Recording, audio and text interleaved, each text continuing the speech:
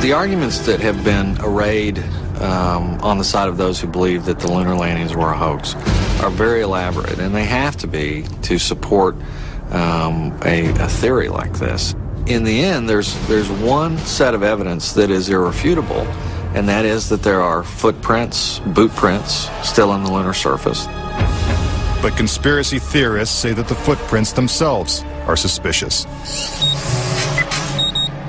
The surface appears to be very fine-grained as you get close to it. It's almost like a powder.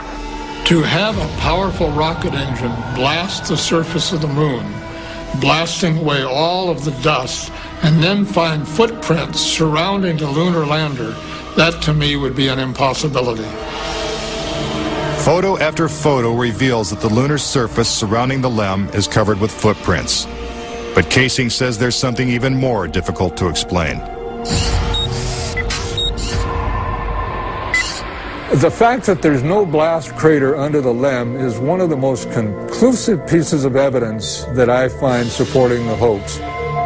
In fact, no sign of a blast crater is visible for any of the 6 lunar landings. But LEM specialist Paul Fiel says he can explain why the lunar module left no crater when landing on the moon. The amount of thrust that you need coming out of the bottom of the descent engine is about 1,500, 2,000 pounds of thrust. And all that does is just push dust away. There's no burning or anything like that. Yet NASA's own scientific illustrations clearly depict a blast crater. Then there's one other point. If they had truly landed on the moon, this dust would have then descended on the lunar lander, on the foot pads, and we find not a trace of dust on the foot pads. When I discovered that alone, I said, no way am I looking at a lunar lander that landed on the moon. Could it be that the LEM was just a prop on a giant lunar movie set? When Armstrong said, that's one small step for man and one giant leap for mankind, the footprint that he made could have easily been made in Area 51. Casing points out that the LEM's departure from the lunar surface is even more suspicious. In the footage of the ascent stage going up, what you don't see is an exhaust plume coming out of the rocket engine nozzle. What a ride, what a ride.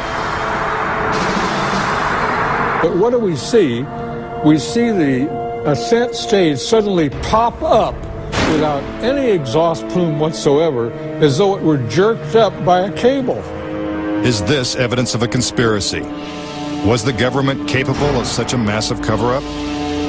To propose that this was all faked and a hoax, they have to say that every piece of evidence, that every physical, scientific test that one could offer to support the reality of the lunar landings, they have to say that all of those are fake. I would say that my conviction that Apollo was a fake was really not according to one specific piece of evidence, but it was cumulative. This whole thing was a fake. Coming up. We're getting a picture on the TV. If there's no air on the moon, why is this American flag waving? Plus, could these official NASA photos have been doctored? All of the photographs were faked. And later, is it possible for humans to have survived the deadly radiation in deep space? When conspiracy theory continues.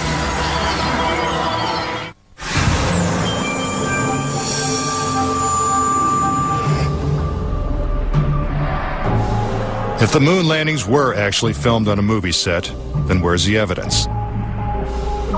According to David Percy, an award-winning filmmaker and photographer, the proof is in NASA's own lunar photos and video. Our research suggests that images of the Apollo landings are not a true and accurate record. In our view, the Apollo pictures were faked. Many of the images are replete with inconsistencies and anomalies. In fact, Percy claims that when examined, these images suggest that man never went to the moon at all. This famous scene of man taking his first steps on the lunar surface is one of the most recognizable in history. But why are such important images so grainy and hard to see? And we're getting a picture on the TV. You got a good picture, huh? NASA claims it's the result of 1960s technology. If you go back and look at it, the Apollo 11 mission was some pretty awful video by today's standards. These were ghostly images. It just did not look very real at all. And that was a function of the transmitter at the time, the camera at the time that we had available to us to fly on Apollo 11. But investigative journalist Bart Sabrell believes that NASA intentionally made the images hard to see. NASA orchestrated the hoax in a very unique way through television. They had one picture which they completely controlled, black and white, grainy, that convinced everybody we were on the moon. We had no reason to doubt it. They had complete reins over the pictures, over the sound. I mean, sad to say, it was easier than people believe. But despite the lack of clarity, conspiracy theorists see evidence suggesting that these images were staged. It's absolutely unreal. Although it appears that the astronauts are moving in the moon's gravity, which is 1/6 that of the Earth, Percy notes that when the speed of the film is doubled, the astronauts appear to be running as if in Earth's gravity.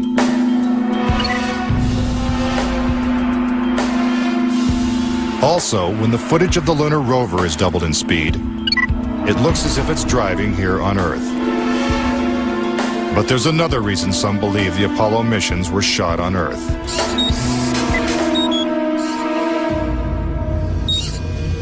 If there is no air or wind on the moon, why is this American flag waving? The fact that the flag flaps on the moon where there's no atmosphere means that there must have been a little blast of wind out in Area 51 where they shot this. Could these questionable images simply be the result of astronauts struggling to plant the flag into the lunar surface? Or is there more going on than meets the eye? What about the still photography? Some say the design of the bulky spacesuits would have made it extremely difficult for the astronauts to operate their chest-mounted cameras. The man who designed these cameras is Jan Lundberg. Once on the moon, on the lunar surface, in the dress, in the life support system, you couldn't see the camera. They couldn't bend their head that far down. They had no viewfinder, they had to aim by moving their body. If the cameras were so difficult to manipulate, how were thousands of photos taken with crystal clarity and precise framing? The pictures that we see that allegedly were taken on the moon are absolutely perfect. But with closer examination, Casing says flaws begin to emerge. Unfortunately, errors were made which are now being discovered. Conspiracy theorists point out that lighting is a major flaw in the lunar photos. Case in point, on the moon, the astronauts' only source of light was the sun. They had no extra lighting, no flashes or things like that. Yet in this photograph from Apollo 14, the shadows are cast in different directions, suggesting multiple light sources. The shadows cast by the rocks in the foreground should have been east-west, like the LEM shadows. And in this photo from Apollo 17, again the shadows are pointing in different directions. Outside in sunlight, shadows always run parallel with one another, so the shadows will never intersect. Conspiracy theorists say it's not just the shadows that indicate the use of additional lights, but what has been photographed in the shadows. For example, here's an astronaut who descends into a huge shadow cast by the lunar module. Yet his entire body is still visible. How is it that he is not shrouded in darkness? Here's the same maneuver from another Apollo mission. Again, the astronaut is brightly lit in what is obviously dark shadow. And in this picture, the sun is directly behind the astronaut. His figure should be a silhouette. Yet even the smallest characteristics of his suit are recognizable. It seems like he's standing in the spotlight. And I can't explain that. That escapes me. Why? And finally, in this picture with the sun behind the lunar module, the front of the craft is clearly visible. The words United States are crisp and clear. How could these backlit pictures be so detailed? It's because there's more than one light source, which means they're not on the moon. But NASA simply dismisses these arguments. There are a number of claims that the pictures taken by Apollo astronauts were faked. And there are so many, it would be an exercise in futility to go off and try to answer all of those. But the questions continue. Why do some of these images shot at different times and different places appear to have identical backgrounds?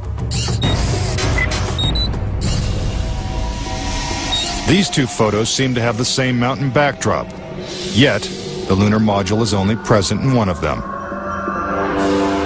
Seemingly impossible, since the LEM never moved and its base remained even after the mission. What a ride, what a ride. Some suggest the same artificial backdrop was used when shooting two entirely separate pictures.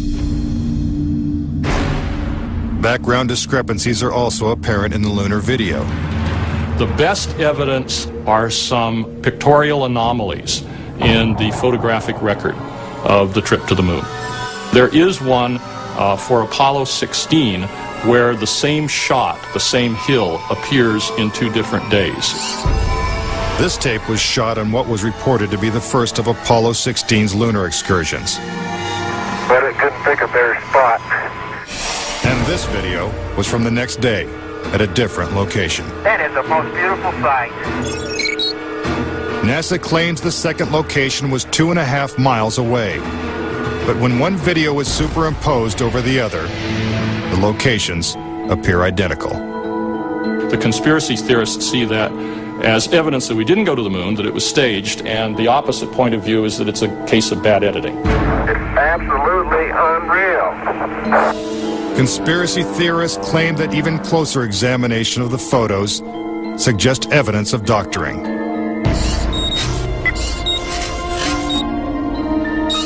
For reference, crosshairs were permanently etched into the lunar cameras, so they would have to appear on top of every image. But in this photo, a crosshair is behind a part of the lunar rover. This situation is impossible and has to be the result of technical manipulation and doctoring of the image. And in this photo from Apollo 11, the equipment in the foreground is covering the crosshair, not behind it. And in another from Apollo 12, the American flag is covering one crosshair, and the astronaut is covering the other. When presented with these questionable photos and videos, NASA refutes the conspiracy theories. Some range from incredibly complicated to incredibly goofy. There are arguments that are wrong optically, they're wrong physically, they're wrong scientifically, they're wrong historically. There's a great deal of claptrap that is sort of woven in to these arguments. But despite what NASA says, conspiracy theorists still insist that Apollo was a hoax. When I looked at all the pictures and all the footage, I'm absolutely convinced, I bet my life on it, that we didn't go to the moon. I know for a fact that we didn't. Coming up next, tragedy strikes the Apollo program. The program could be stopped dead in its tracks. 3 astronauts die in a pre-launch simulation. But was it an accident? He was going to blow the whistle on the whole project.